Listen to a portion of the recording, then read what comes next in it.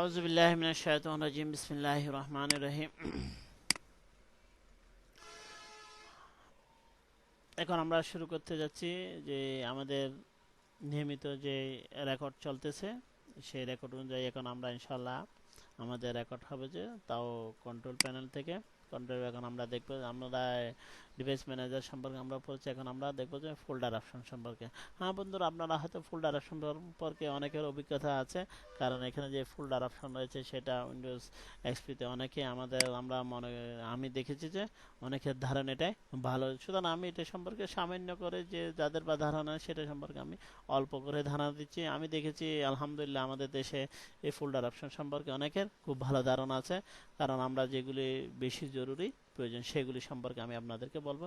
এই যে আমরা ফোল্ডারকে যে কোনো ফোল্ডার কাকে বলে কিভাবে বলে করতে হয় সেটা আপনারা ভালো করে জানেন। তো আমরা ফোল্ডারকে কিভাবে দেখতে হবে, কিভাবে সেটিং করতে পারবো, কিভাবে ক্লিক করলে আমরা ওপেন করতে পারবো সেই সম্পর্কে এটা।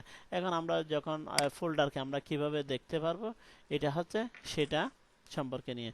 যখন ফাইল অ্যান্ড ফোল্ডার কিভাবে এই যেটা ক্লিক হবে, হ্যাঁ ওকে করে দেবো, আমরা সেই অনুযায়ী দেখতে পাবো। আপনারা হয়তো এটা ভালো করে কোনো একটা ফোল্ডার করেছেন, সেটাকে হাইড করা বা দেখা, সেটা কিন্তু নাম দেখা যাবে না। এইগুলি যেগুলি সম্পর্কে আপনাদের খুব ভালো ধারণা আছে সেই সম্পর্কে আমি আপনাদেরকে বিস্তারিত বলতেছি এবং চার্জ সম্পর্কে এটা আপনারা হয়তো আপনাদের বন্ধু বান্ধব থেকে শিখে নিতে পারবেন। যেটা আপনি চেঞ্জ করবেন, চেঞ্জ করার পরে বদল করার পরে অ্যাপ্লাই দিবেন এবং ওকে দিবেন, ওকে দিলে হয়ে যাবে।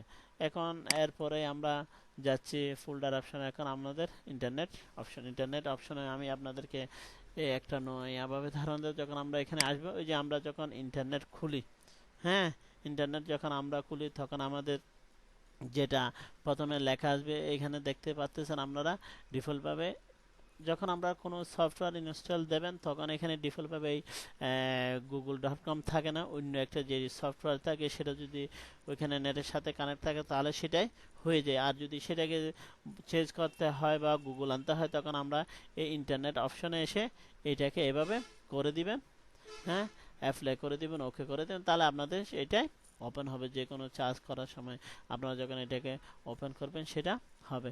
এখানে আপনারা পুরোনো হিস্টোরি কিভাবে দেখতে পারবেন সেটা সম্পর্কে আপনারা এখানে সেটিং করতে, এগুলো আপনাদের বেশি প্রয়োজন নাই। এই জন্য আপনারা এখানে বেশি ঘাটাঘাটি করবেন না। হয়তো বা শেখার জন্য কোনো কিছু এখানে সিকিউরিটির ব্যাপারে কোনো কিছু আছে, সেই সিকিউরিটি সম্পর্কে আপনারা দেখে নিতে পারবেন। ইনশাল্লাহ আমি আপনাদেরকে এর সম্পর্কে একটা খুব ভালো ধারণা দেব। ওকে, আজকের জন্য এতটুকু। আল্লাহ হাফেজ।